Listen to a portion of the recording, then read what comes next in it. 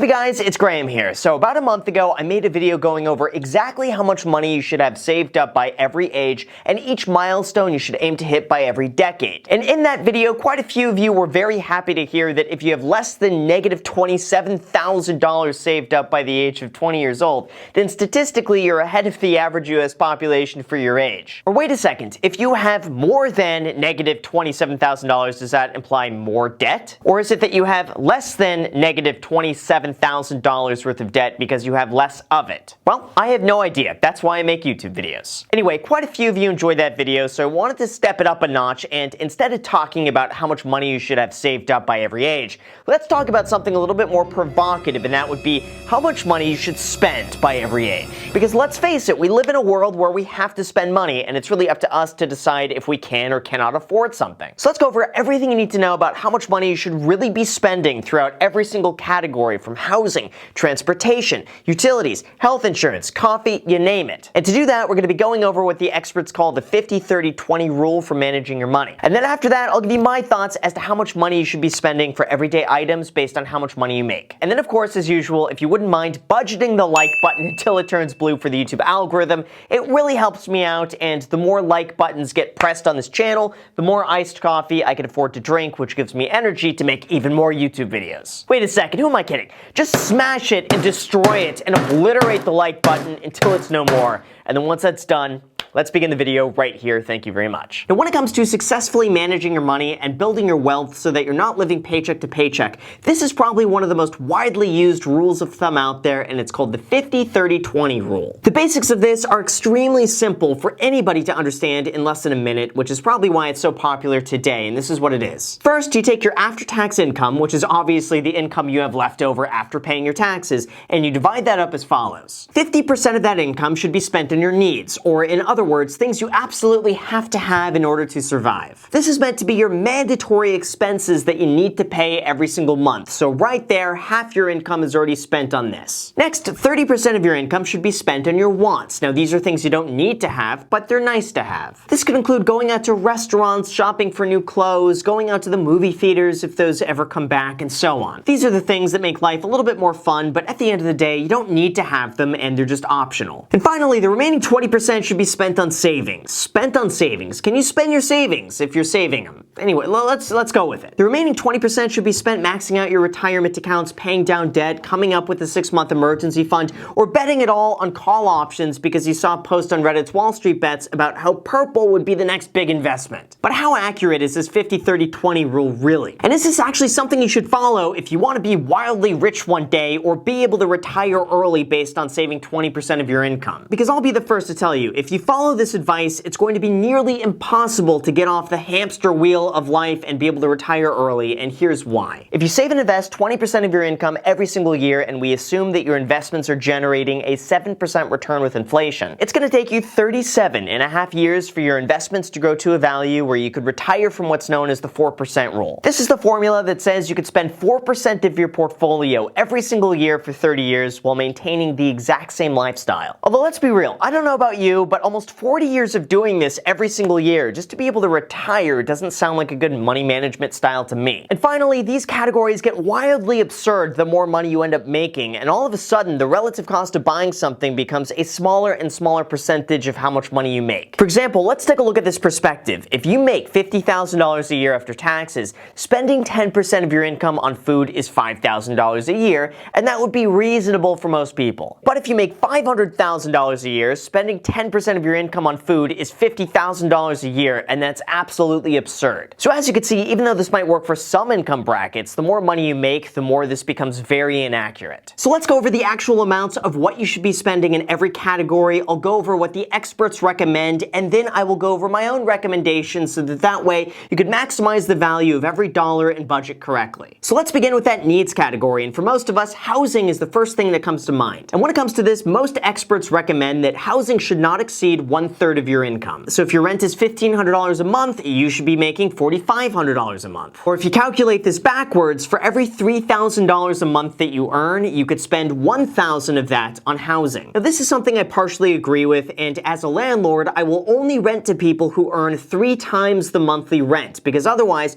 I'm concerned if an unexpected expense comes up, they're not going to have enough money to pay all of their bills. However, as someone who's really into personal finance, I would much rather suggest that for most people, they try to aim for more like 25% of their income on housing at the very most, or if at all possible, more like 20% of their income. Really, the gist of this is spend as little on housing as you possibly can. And I know this might be really difficult to do depending on where you live, and in places like New York, San Francisco, and Los Angeles, it's pretty much impossible if you're making less than $100,000 a year. But if you can get your housing down by potentially living with roommates, moving to a less expensive area, or renting out a bedroom or two from where you live, I would highly recommend it. Not to mention, you could always spend more money on housing later if you absolutely need to, but saving as much money now up front is going to get you much further ahead if you could do it. Next, we have to talk about another need for most of us, and that would be our car or transportation cost. Now, the conventional wisdom when it comes to this is that your total cost for transportation should not exceed 15% of your income, and the total price you pay for a car should not exceed 35% of your annual salary. So using this metric, if you make $50,000 a year, the most you should spend on a car is $17,500, and the total cost should not add up to more than $7,500 a year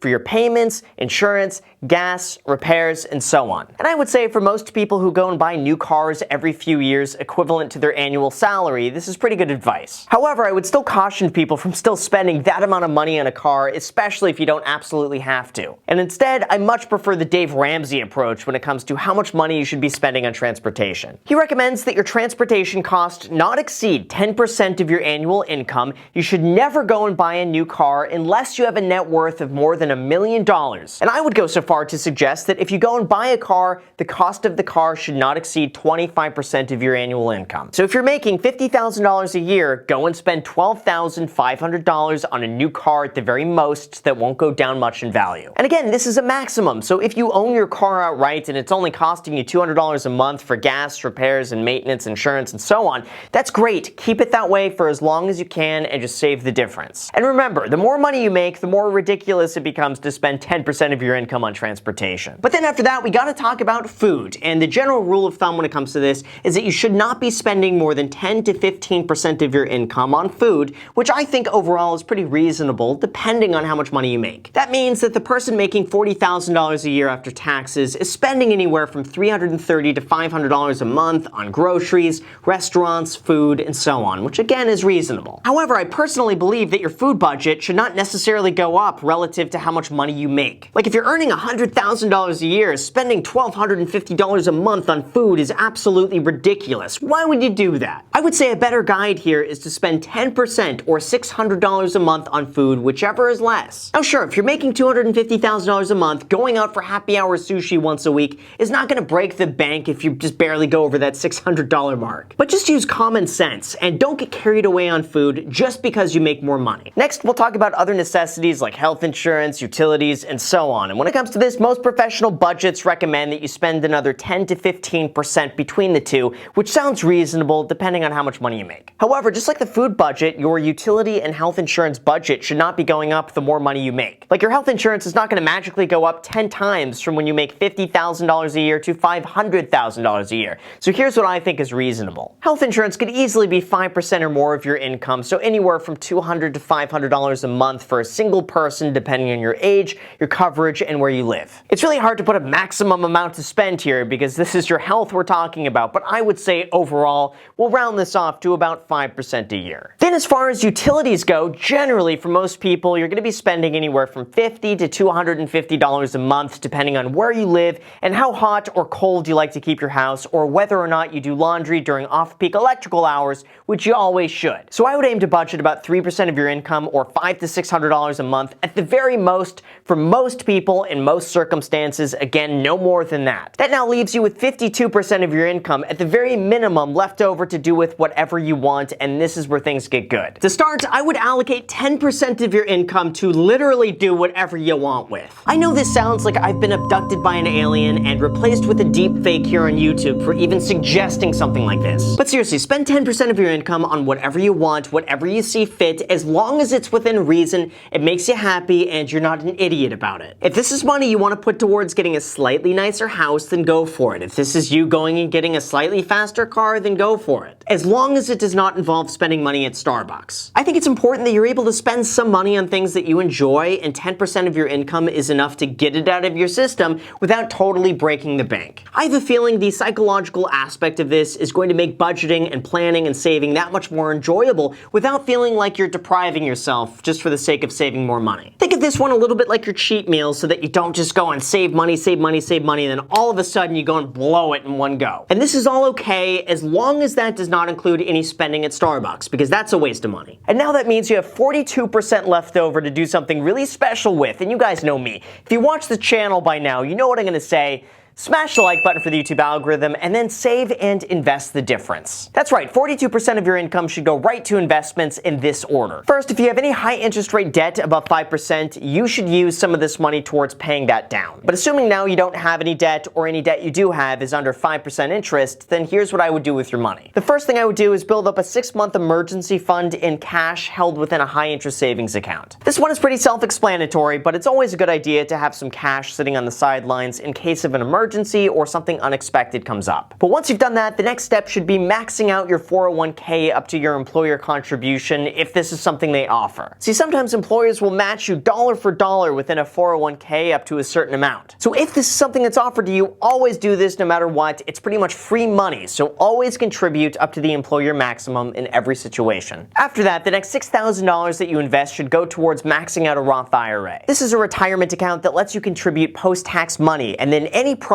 you make within that account is completely tax-free by the age of 59 and a half. You should always take advantage of this account when you can, and investing $6,000 in this every single year is going to be a really good use of your money. From there, whatever remaining money you have left over should go towards any sort of taxable account or any investment that will just grow in value over time. That might include using the link down below in the description and getting 2 free stocks when you deposit $100 on Webull, because one of those stocks could potentially be worth all the way up to $1,400. So if you haven't done that yet, you may as well just get your 2 free stocks in the description and let me know which 2 free stocks you get. But seriously, investing money like this into stocks, real estate, or index funds is going to be a very good strategy for you to use with anything that's left over. And even better, at a 42% savings rate, you would easily be able to retire in about 20 years using the 4% rule, which means if you start doing this at 20 years old, you would be able to retire by the age of 40 if that's something you want to do. But just by following this, a 20-year time frame for retirement is absolutely possible with this budgeting technique, and it's still going to give you a lot of flexibility with this just in case something goes wrong. However, I'm not quite done yet. Even though we've now budgeted 100% as seen right here, I'll put a cool little graph up right here that I made myself in Photoshop,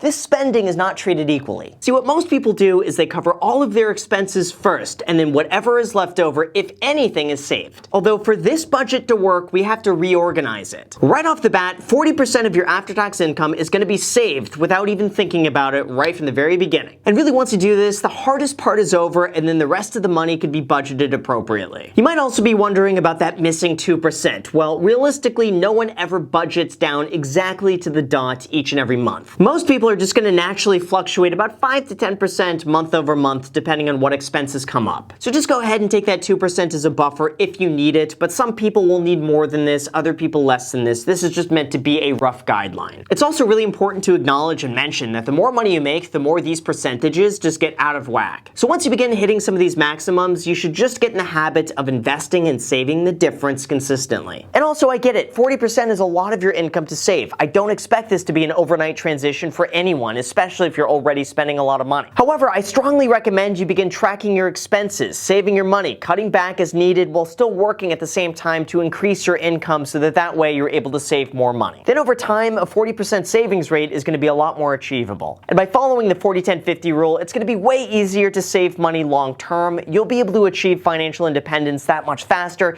and you'll be able to smash the like button for the YouTube algorithm. So with that said, you guys, thank you so much for watching. I really appreciate it. As always, make sure to subscribe and hit the notification bell. Also, feel free to add me on Instagram. I post it pretty much daily, so if you want to be a part of it there, feel free to add me there. As on my second channel, The Graham Stephan Show, I post there every single day. I'm not posting here, so if you want to see a brand new video from me every single day, make sure to add yourself to that. And then, like I mentioned, if you want 2 free stocks, use the link down below in the description, and Webull is going to be giving you 2 free stocks when you deposit $100 on the platform, with one of those stocks potentially worth all the way up to $1,400. So if you want this 2 free stocks, use that link down below. Let me know which 2 free stocks you get. Thank you so much for watching, and until next time.